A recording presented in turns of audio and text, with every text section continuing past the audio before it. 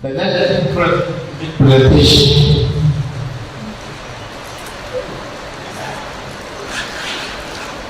Some people call him bulldozer.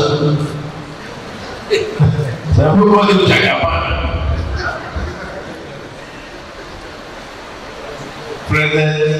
Past President Olumide AKintayo.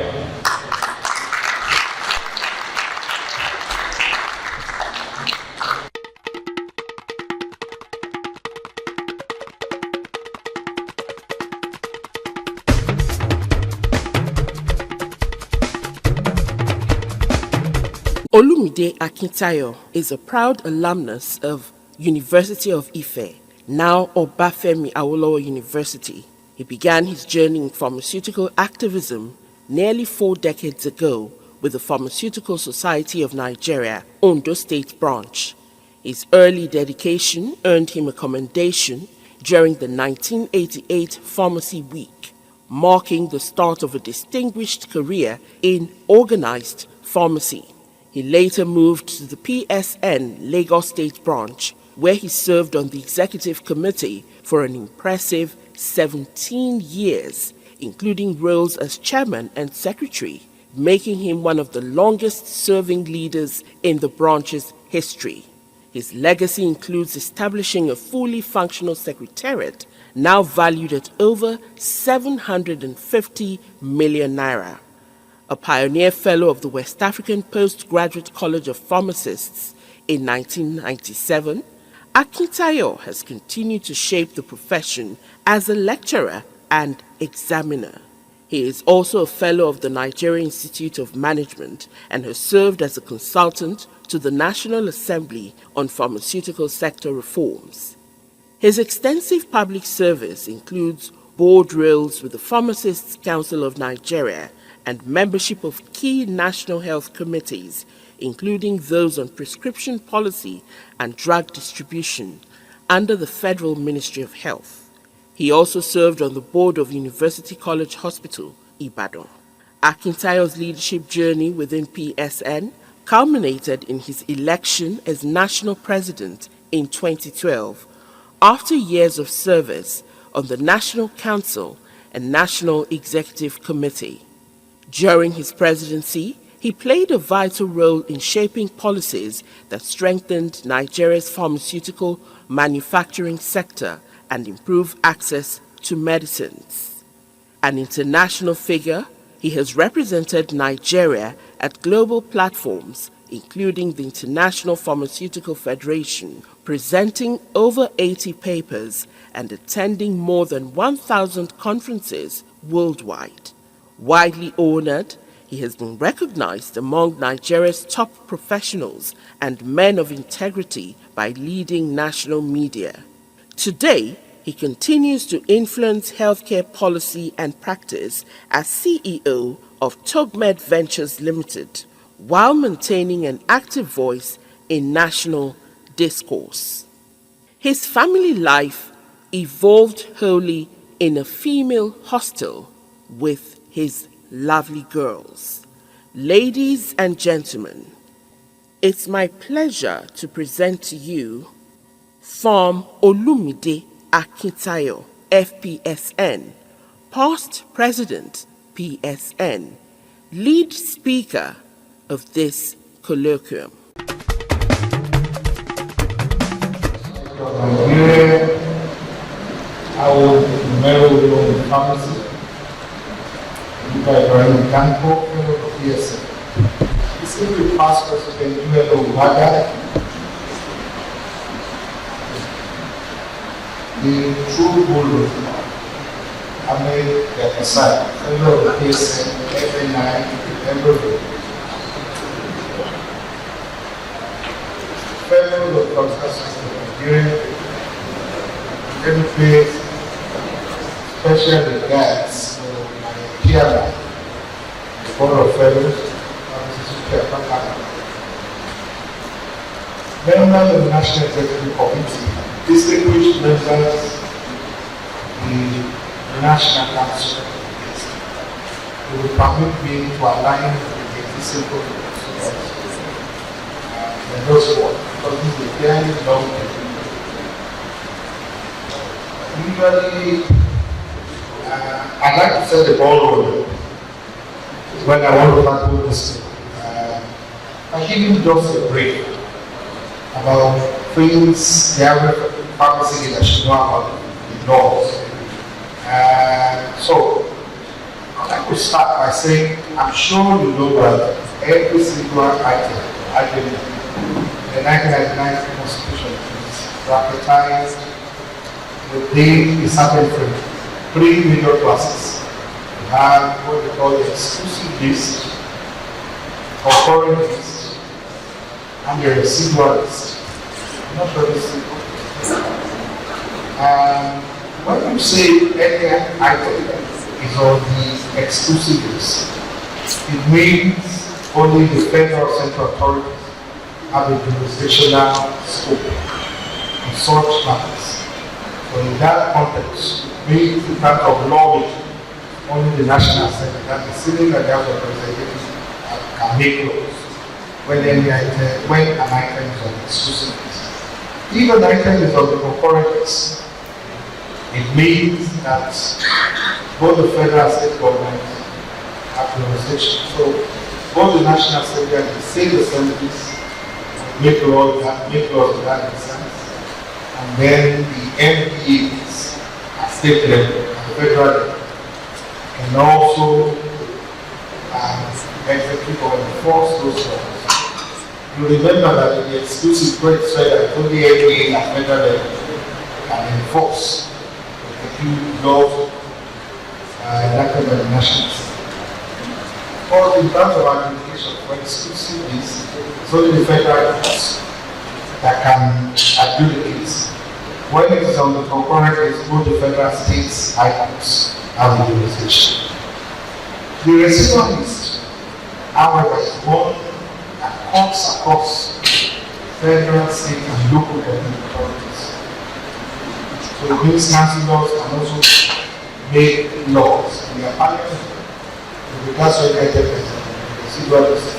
That is why you will observe, especially those of us in community pharmacies, you will observe that sometimes local government operators will walk into your community pharmacy and ask you for that exemption to sell wine, some basic provisions to government. That is because those items are on the residual list. So the pharmacists can choose to sell any of those things. Of course, you make yourself very vulnerable to the regulation and enforcement of these local officials. So I hope you got that background. Now, for all the pharmacists, where do we belong? Drug matters are listed. Everybody in this room very familiar with that now.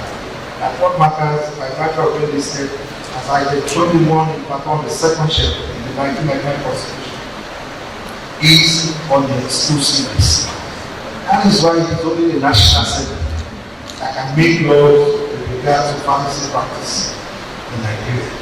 That is why if you have the court matter, the only place you can run through federal. That is why it is only the MPAs at federal level, the Federal Ministry of Health and Social Welfare, agencies like PCA, NACA, NEA. You see that all the agencies connected to pharmacy, you discover that they are all federal government agencies. So the next level is when we look at these laws, because as we go on to see, we discover we're talking about laws, the Federation 1990, so very ancient laws, the pharmacy practice. Now, any law that has been passed in Nigeria since 1960, from being independent, remains the valid act of parliament in Nigeria, even now. Once it has not been released, repealed. Once it has not been repealed, it remains a valid law within the purview of the 1999 Constitution. Because it's section 315. Section 315 IA gives the National Assembly powers to convey or confirm validity. Veto, Section 315 ID gives States House of Assembly powers to halt continue allow those drugs to bring value as long as they are not really officially in adults. And well, we will get to the main agenda of the day. That is not before we talk about pharmacy problems. You know, in Nigeria, there are so many of these laws.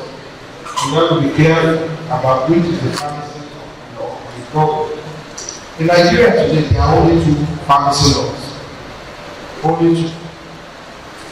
The PCN Act 2022 as amended, which is probably the most, despite not probably, it's the most of the laws. And you get to see that. And then we still have the Portland Pharmacy Act 1990, Laws of the Federation 1990. That's why I talked about Section 3 movement.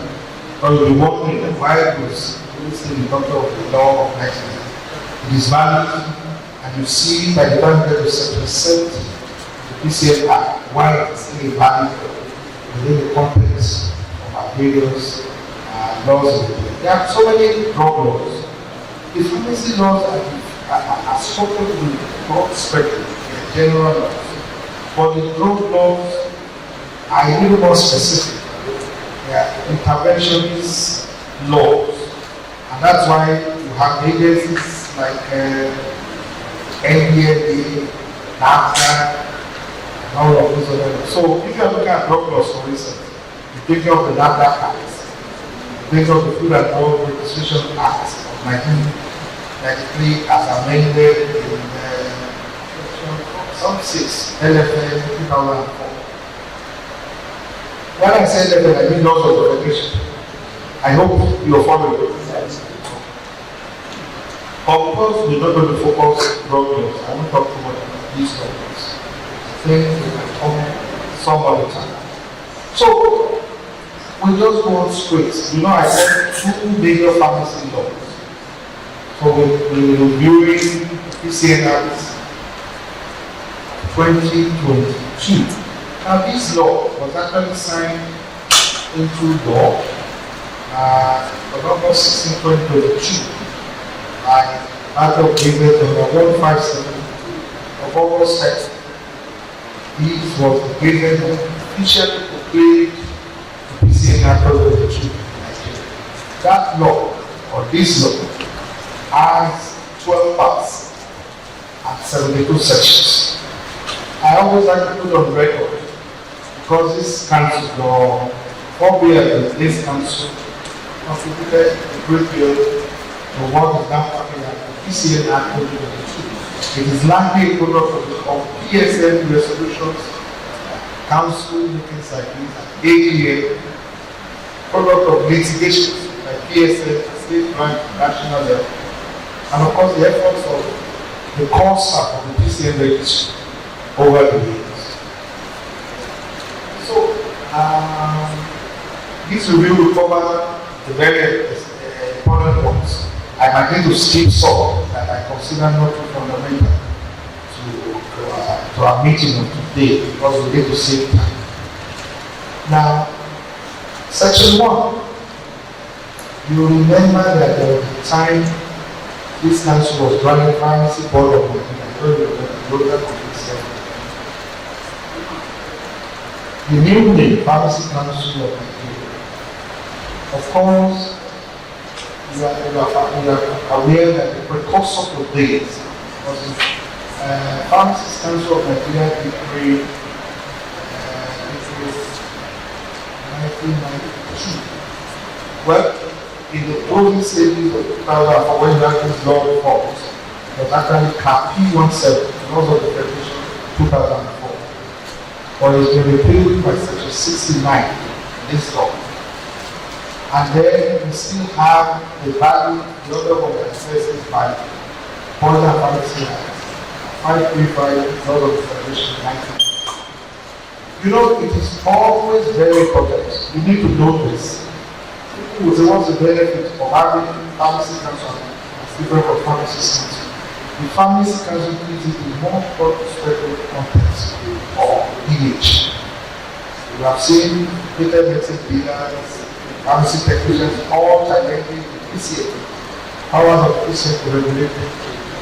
And this is grounded on the belief that, look, if the council is pharmacists, then why should we regulate it? And these are some of the things that inform research. But it is very, very important to say this, that before we got to the Poison and Pharmacy Act, and filed in 1990, these Poison and Pharmacy Act went to a series of revolutions. I never forget to tell people that pharmacy practice is actually grounded in very substantial, lays a very substantial activity. The first in the series of pharmacy laws was actually enacted as far back as 1878. Lagos piloted the Harbour Ordinance. At that time, that law was designed to regulate the dispensing of medicines and regulate healthcare in boats and ships that battled at the Lagos Harbour. 1878. And you see the relevance of some of this when we get to the second part of this. Like I said, it moved through a serious transition. By 1881, we had a new hospital ordinance, 1881. And then by 1889, we had the electoral dispensing rules, 1889. In 1902, we had a new pharmacy ordinance, in 1902. Because of our time, I do not want to debate through. I'll just tell you the transition. After the 1902 version, we had a new one in 1923. We had another one in 1927, 1936, 1958, and then, of course, the one that gave pharmacy autonomy.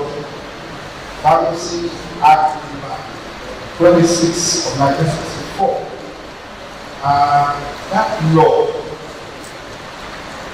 to the one that will evoke emotions every time. The reason is that was the first time that the full membership composition of the pharmacy board, as it was called the Nigeria, had only registered pharmacists. And so we had our full autonomy to be a professional in Nigeria 62 years ago. I hope that message is well sent on day to day. So this takes me to section 2. Section 2, composition of the council. You will need to know the few things there because all the news and crew about amendment health bills.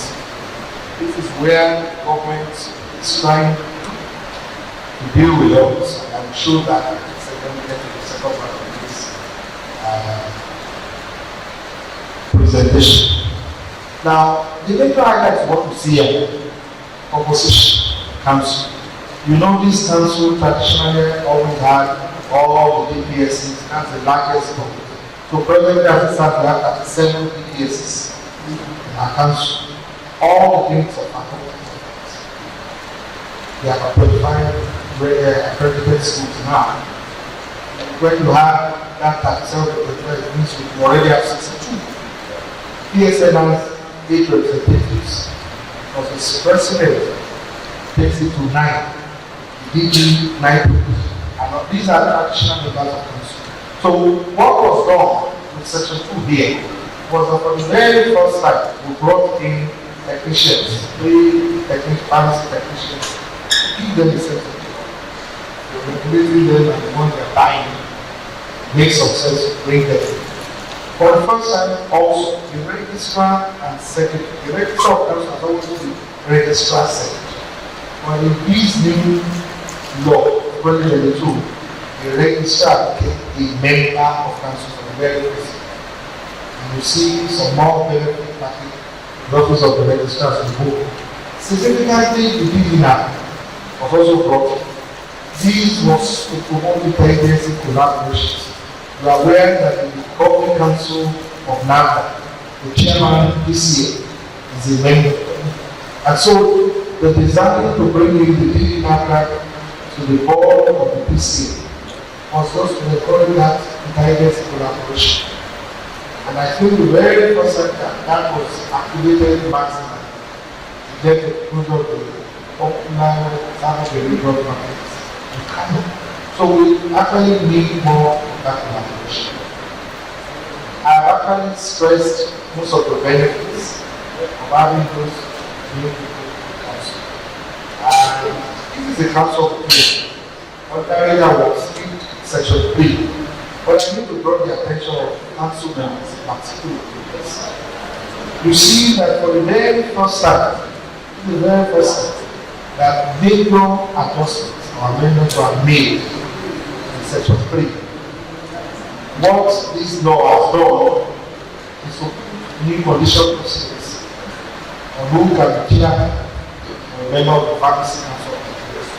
And so you have a condition precedent that says the chairman PCL must have a minimum of 25 years post-qualification experience. The registrar when we get to I think it's 5 or 6. The registrar must also have the minimum of 20 years post-qualification. I do not attention to this because we are aware that sometimes pharmacists have an idea to decision that the control president of the president of president should be paid at 15 years. And I'm asking you as counsel, if the president of president truly is the number one pharmacist in Nigeria, do you really think that type of pharmacist 15 years, if it never happens, do you think that type of president would enjoy the respect of the personnel I just listed at this? I think it's food for thought. So that when people come up with these brash motions at AGM, we have the responsibility to win them into life. If we have, since we have superior function.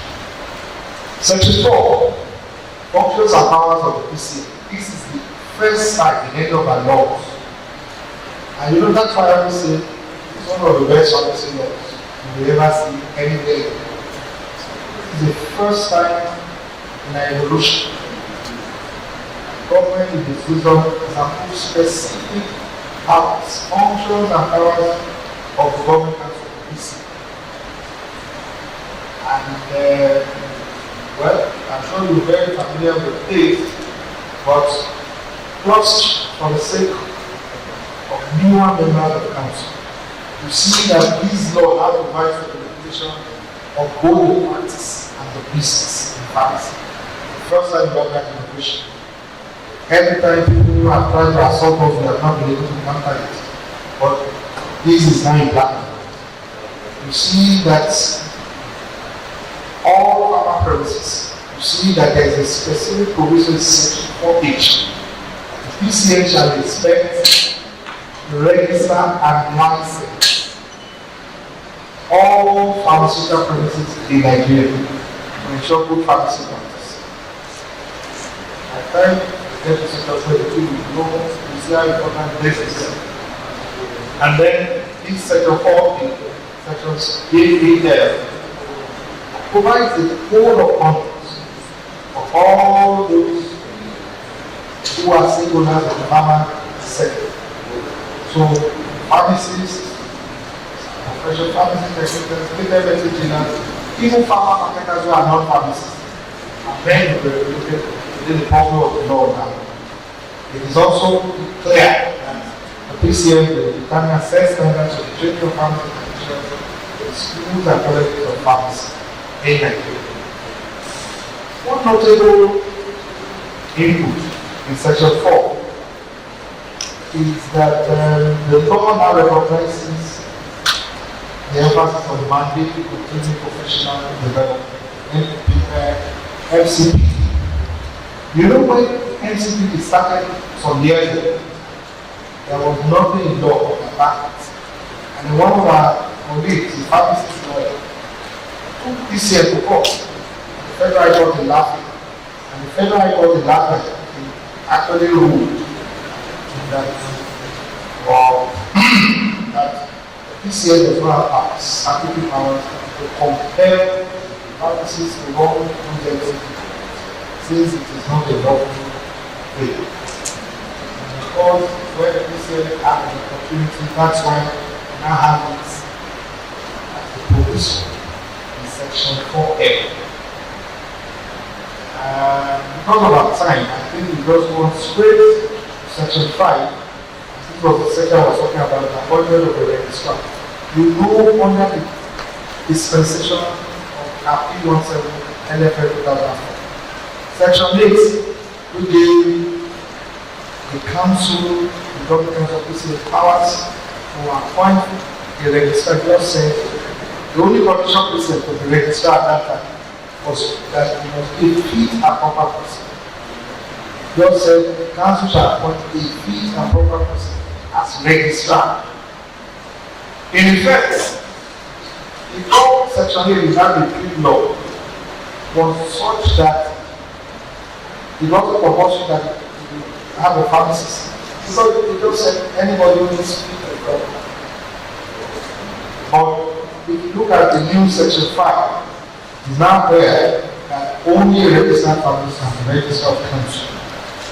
And so it also says, like I said earlier, that the minimum number of years of experience was 20 years.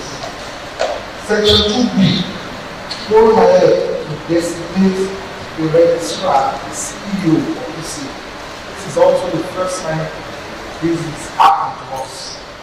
I was somewhere last week and I was telling them that about 2007, when I was a member of the PCA,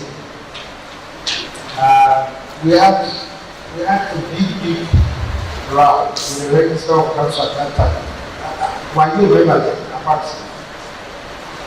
You know, government as usual just dissolved the work of all participants.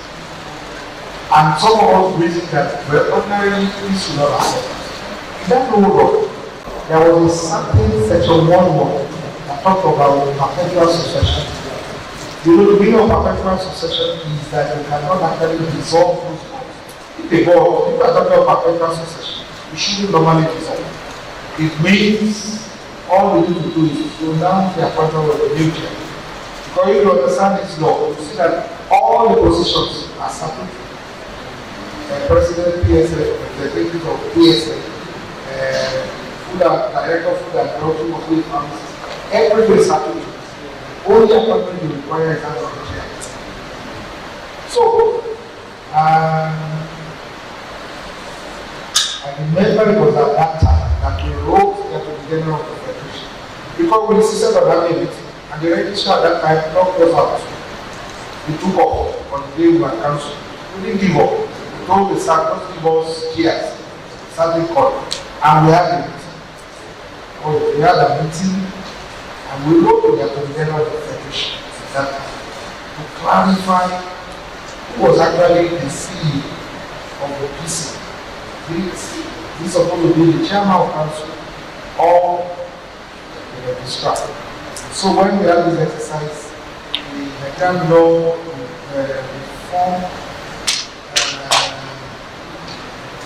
the Nigerian law reform department that was laws brought in this fact and clarified that since the chairman is a part-time official, it cannot be a CEO.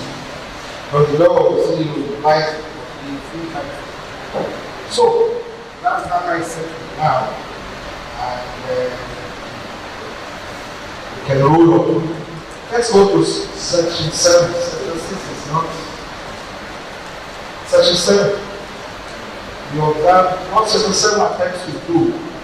You know, for some time we have had these 6 zonal offices of PCA all around the country, 6 states in Abuja. 37 as a matter of fact.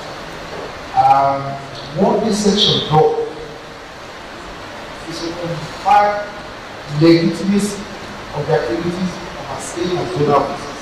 Because you don't put it in the law, and for somebody from the zonal or state office carries out a raid, you can be challenged. Just like it happened with the MCP. And so section 7 actually provides a bigger one for the operations of PCA in those cases. Section 9, let me before you attended special section 9 because of our development we have in 2024. I'm sure many of you will remember when we were fighting an egg back in 2024.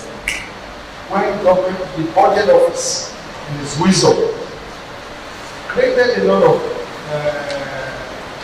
entropy by delisting all the professional regulatory councils in the health sector from their professional.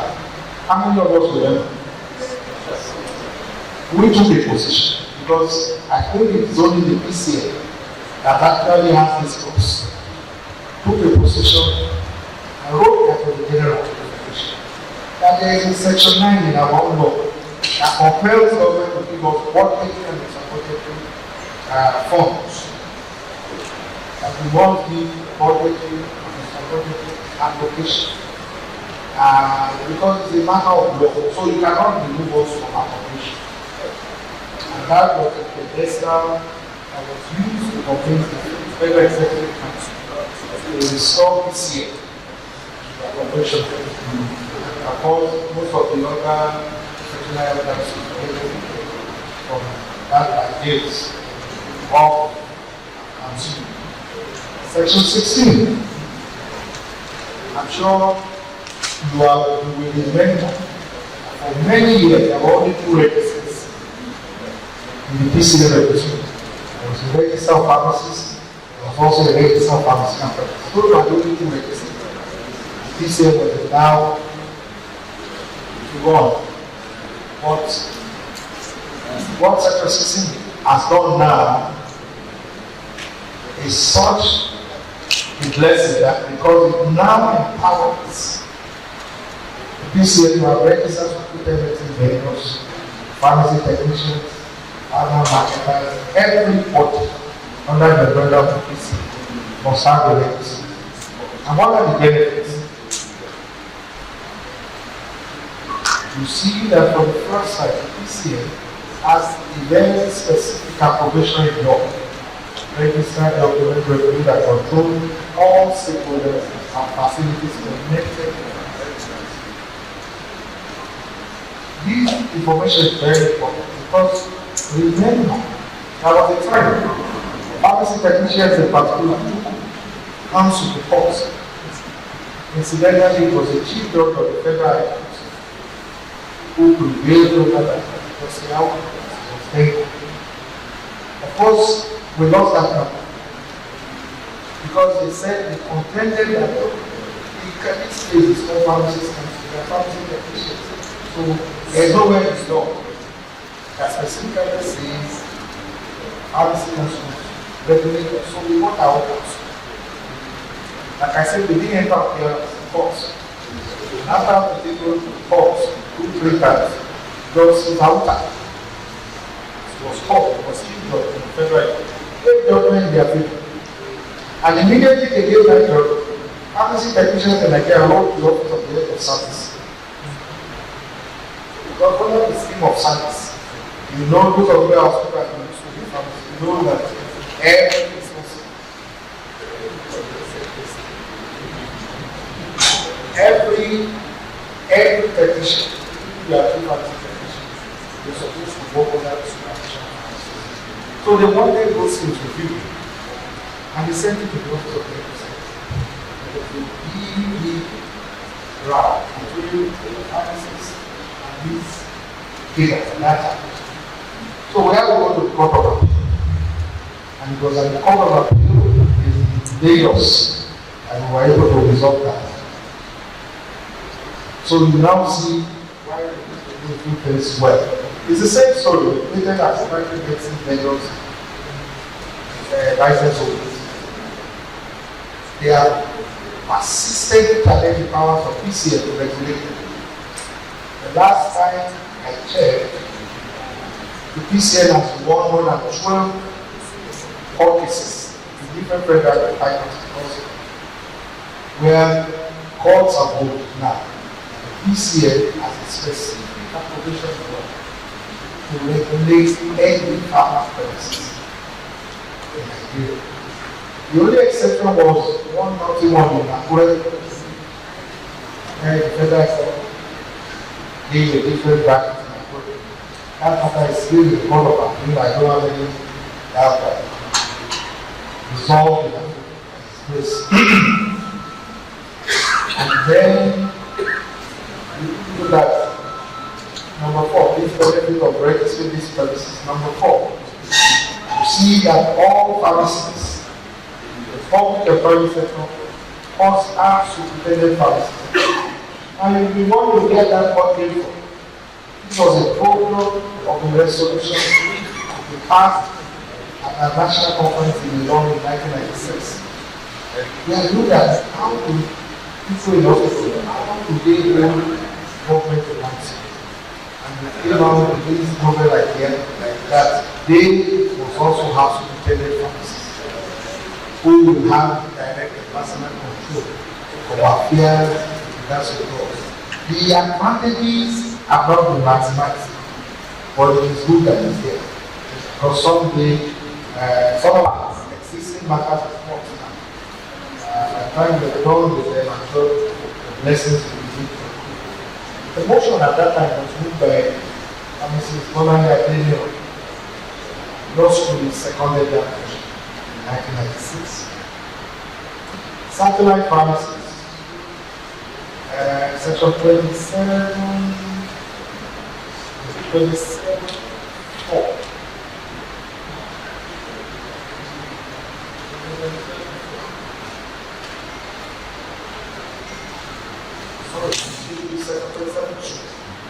Provides that pharmacists who are more than 10 years, who are more than 10 years of experience, can actually own satellite pharmacies in Nigeria. The benefit that you see there is that at some point, if this is well harnessed and stocked, we should be able to have 10,000 more facilities where there will be pharmacies, which will give us different roles to insurance activities at both federal and state level. Let's go to section 22. Section 22. For me, this is the strongest weapon in today's pharmacy law. Section 22. And I think it's better can we read this together for emphasis? Let's go. This said for the purpose of dispensing. Please look at those keywords. Dispensing, selling, compounding, distribution, storing, stocking, retailing, wholesale, manufacturing, importation, exportation of products, including scientific purposes, must be inspected, registered, and licensed. Even though it's not here, and licensed by the person. Now, for this, we do know the far implication of this. What I'm going to simply say is that for you to even stop anywhere you saw 2 tablets of paracetamol in a year, must be registered by this. Do you know that's the prayer of secretary? And that's what makes it the most potent provision in pharmaceutical. If this were fully activated, it would generate over 250,000 new jobs for pharmacists. Do you believe that? Because all these mushroom private hospitals will be forced to either engage superintendent pharmacists or in the alternative to form collaborative practices with community pharmacists in their neighborhood. But we need to do a lot more to activate this. I have said this in pharmacy. Colleagues, when you see adverts, people come up with adverts in newspapers, especially those government agencies. And usually they will advertise for technicians and things. And give our pharmacists, we hold it a salient duty to draw their attention to Section 22. Please, if you continue to wait for pharmacy council to carry out some of those things, they will never have And so we must begin to do the few of things ourselves for effect. Section 27. Section 27 is also very salient. 27 says only pharmacists can own retail community pharmacies. We have talked about supplement pharmacy. Section 2. Look at section 3.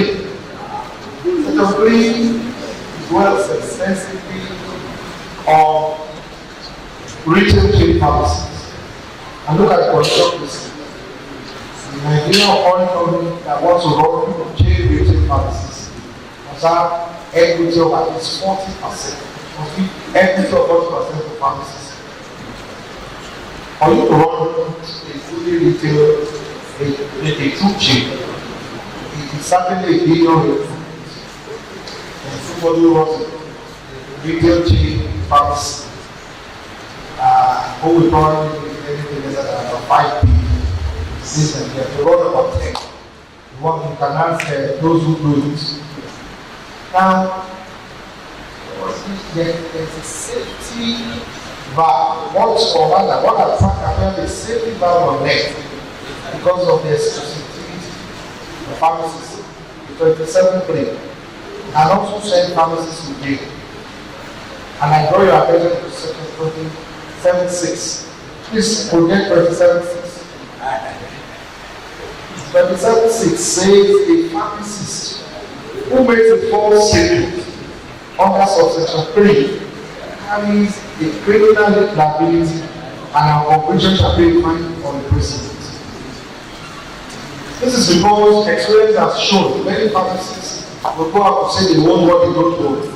Time will have ability to flow some gist in this direction. But please, we have the responsibility to work for this.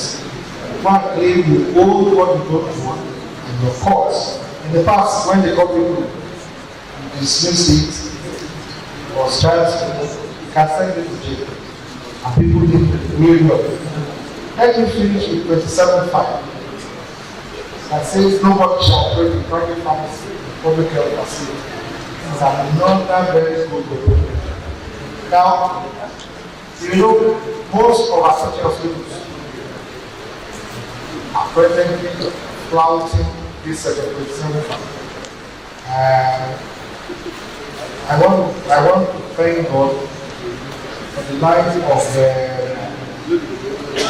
the chairman of the Hospital Administrative Pharmacy, very ably supported by the president of PS, because the number of hospitals that are violated this policy are protected funds of the Board of Trustees Hospital Administrative Pharmacy. I think they deserve a big round of that.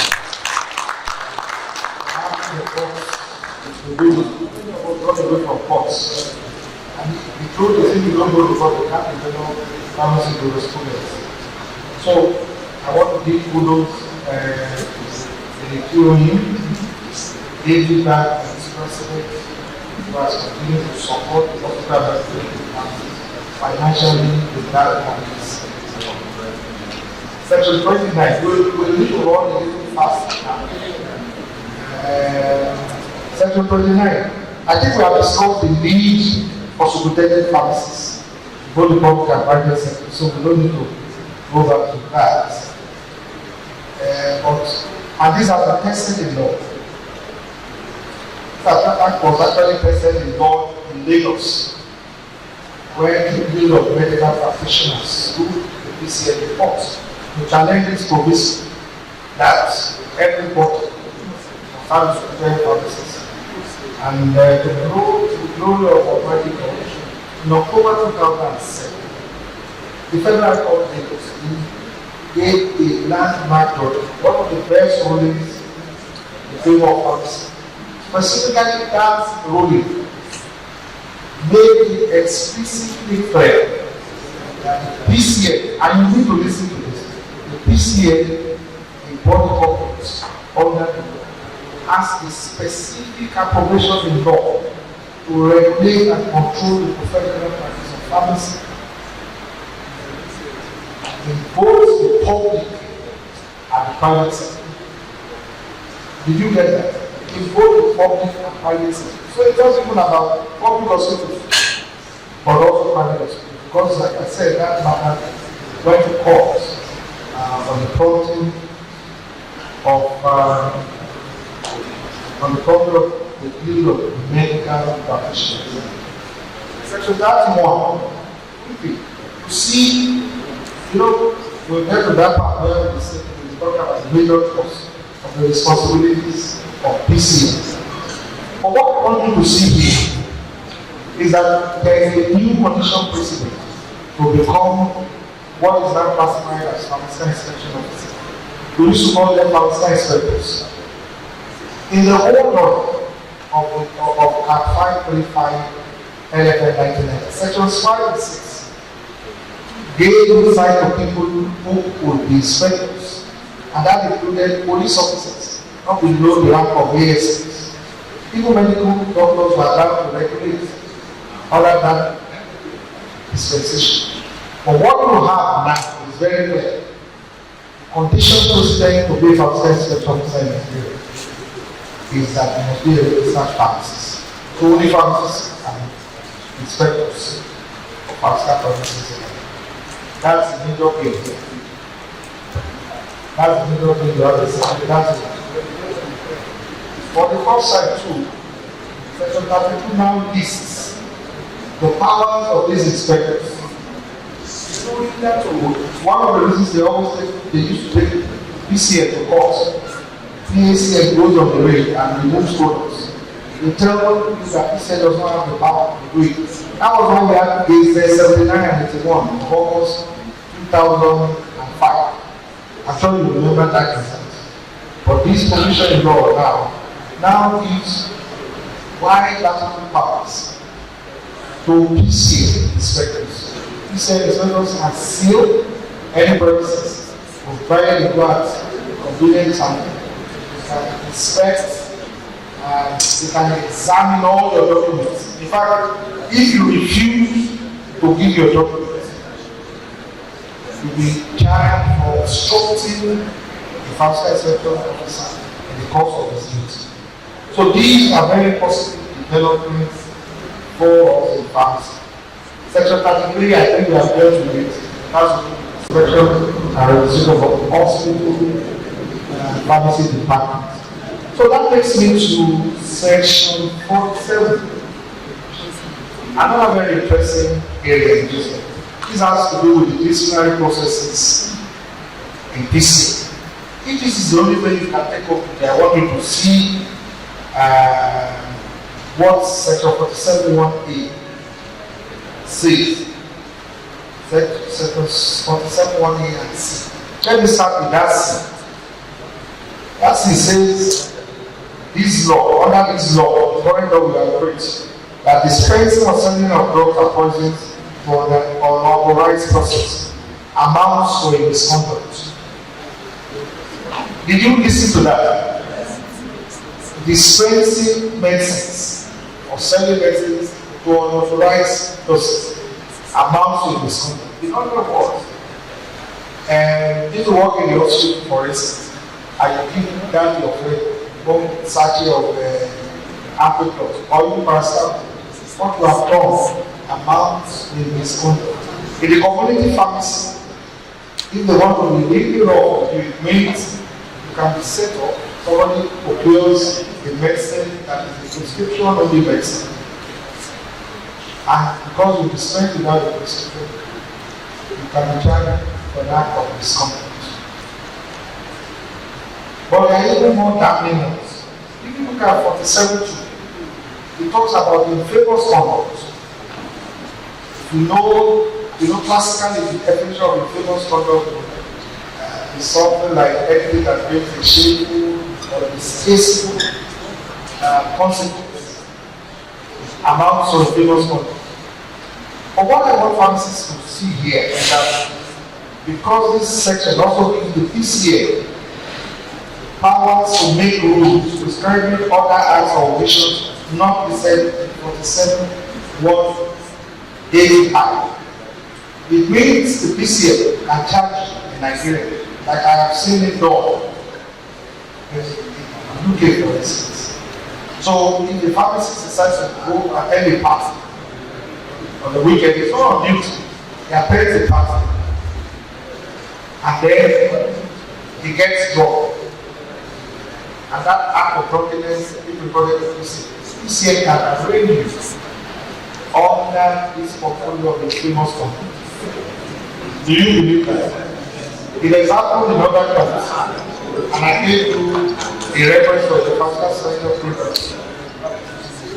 I can't remember the crime, I've also read a situation whereby the pharmacist is that this one was even watching. His driver's license got expired and was stopped driving with an expired license and was reported to the pharmacy board that time. And then reduced that session for 6 months. Now these are levels that practice might get you in a crime. And I guess the essence of this type of plea is to get pharmacists really prepared for some of those things. So quickly we could run through offenses and penalties. Offenses and penalties. The only thing I want you to see is that the penalties for offenses now under this law is no longer what it used to be 5 naira, 10 naira. The minimum you now see is 250,000. Can get as high as 2.5 million and even 5 million in some cases. So we need to comport ourselves in laws. Part 11, ethical and dangerous laws. What you don't want to see is Section 69 and 62 remain that you see that this part it places strict restriction dispensing and fields of dangerous drugs in the field. Clear from Section 59 to 62 that only lawful prescribers can prescribe dangerous drugs in the field. Lawful prescribers under the PPA and 535 medical practitioners, dentists, and veterinary surgeons. But good enough, it also says that the only person authorized to dispense have custody of these dangerous drugs are registered pharmacists. Section 63 is needless. You know, in our intro, I did say that only the veterinary health can have registration to determine matters under the law.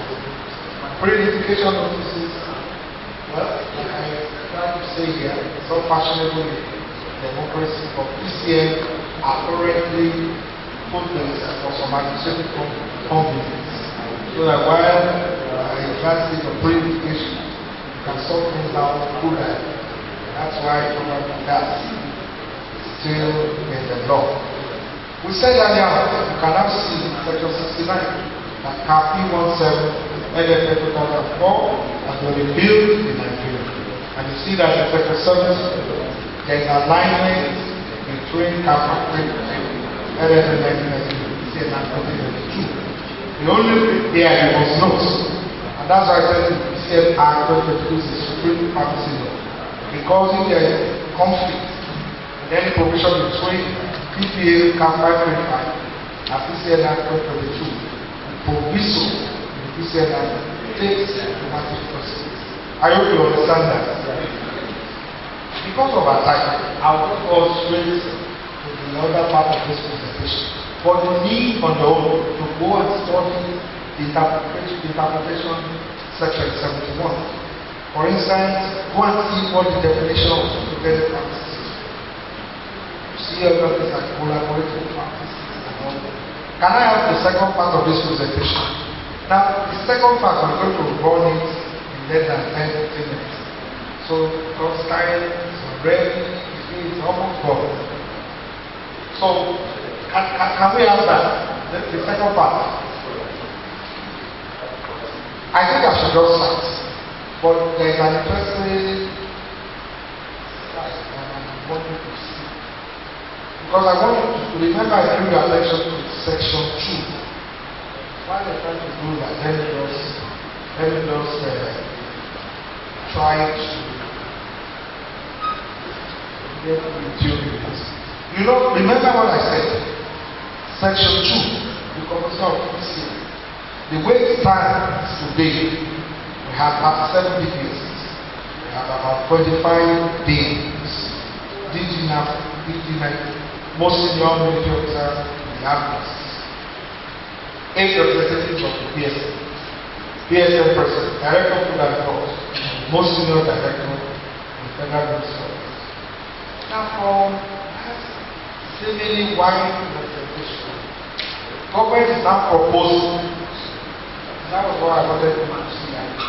Government is now proposing that instead of those 8 representatives and president, you have only one single representative of PSM. They have removed all the DPSs, they have removed all the names. So they put the registrar of council, chairman of council, even the director of food and drugs that is listed.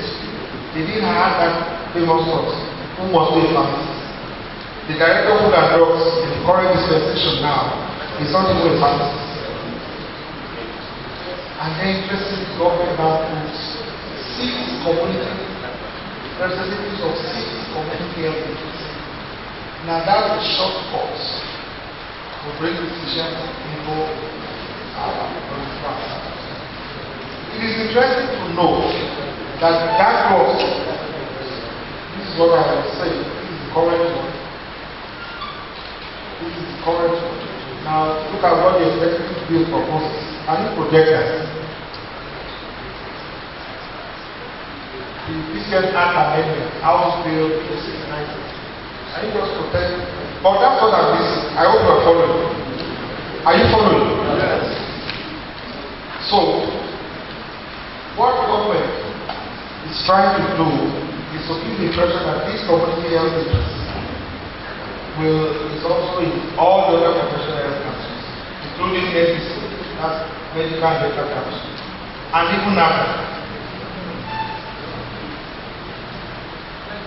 So what I don't want to, any reform, we need to talk about reforms, looking at all of these parameters. Because the reform is to save government money. That's how they started. Reduce cost and accountability, strengthen institutions, align with global best practices, call for regulatory efficiency, and all of those things. But what I wanted to see is simple comments. What is pharmacy? If you go to the 3rd page, because we don't have time. And this is what we are saying. This is what we're trying to make governments with regard to pharmacy. Under the regime of the Poison and Pharmacy Act, applied inside the laws of the country, the original power to issue patent medicine licenses was vested in the Honorable Minister of Health. I'm sure you are aware of that. And that was how it used to be. And so, it was a court action. I didn't mention that because of this presentation. It was actually PSN Lagos State Branch that took the Federal Minister of Health to court about 1995-96. And in 1997, it started, the was Minister for Health. We had challenged that power of the minister to get it powers of issuing the medicine like discrimination. Because we insisted that look, the drug matters are on the exclusive list. It means any legislation by the minister must be conforming with what the Constitution prescribes. It's the exclusive list. And of course, when government knew we were going to lose that matter, the entire region died. We got this out of court settlement, which became a consent judgment in 1990. That was how the power was actually transferred to PC. So back to my story. Now, one of the most damaging things these guys ever did to us was that, like I said, most of them were delegated to state ministries. And they decided in his wisdom to delegate to local government authorities to in the guise of this community interest. And so, we witnessed an unprecedented, indiscriminate issuance of this license. So that when they even stop there, all the ones that have been registered, the total of illegal ones, they continue to practice. And that was what generated the bedrock of what we classify as the unregistered premises in the value chain of pharmacy practice in Nigeria today. You know that way back, all the data statistics of PS always indicated that the ratio of registered, and when I say registered now, I'm talking about manufacturers, importers, distributors, everybody, to register is the ratio 1 to 1 over 1 to 5. Because we have less than 50,000 registered premises containing over 5 million premises. Because of this stupidity, and use that word, since I am at home, this stupidity about community interest. That is one major reason why we continue to insist community interest does not suffice. Remember, I also said the major cause of the responsibilities of pharmacy council include pharmacy practice, education and training, and then disciplinary action. Those are the three major causes. They don't have any other responsibility. When we were reviewing the law, we discovered that who are the people who are now empowered to regulate and control pharmaceutical inspection. This law is clear. It is only pharmacists who can be PI'd under the regime of this new law. That's what we have in sections 31 and 32. Everybody, so with regards to pharmacy practice, it's only pharmacists. With regards to education and training, it's also registered practices. Because that power is vested in the governing council, section 4. And then if you talk about disciplinary action, the membership of both the investigative panel, section 7, and the disciplinary tribunal, all of them are pharmacists. In fact, the chairman of the tribunal is the chairman of the Pharmacy Council of Nigeria. So, it is a matter of common sense that community interest has nothing to do with the major trust of the activities of these professionals. You can also reject this, because I told you all the stories about autonomy, and look at it. From 1878, 1881, 1889, 1902, 1927, 1966, 1958, 1964, through all that rigmarole from 1878 on the 64 when we had full autonomy. So if we had full autonomy 63 years ago, how can you just come one stroke of pen without consulting the legislation or taking it? So these are reasons why the amendment LBO is presently being challenged by the PSA and most other stakeholders. So in conclusion, let me say this, that Nigerian regulatory framework of balance, technically sound, of the future ready of the public interest rate. The PSN will be committed, continues to be committed to patient safety, medicine quality assurance, regulatory excellence, national health system. Thank you very much for listening.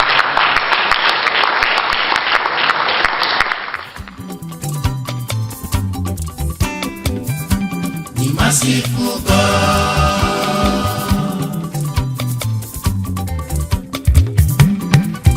ọba tó ṣoore fún mi ṣoore fún ẹ tó ṣoore lójoojúmọ́. Bọ́ba kan wọ́n ti kà lẹ́yìn, adúró pọ́ìpọ́ì lẹ́yìn aṣòótọ́, kò jẹ́ ronú ibi rárá.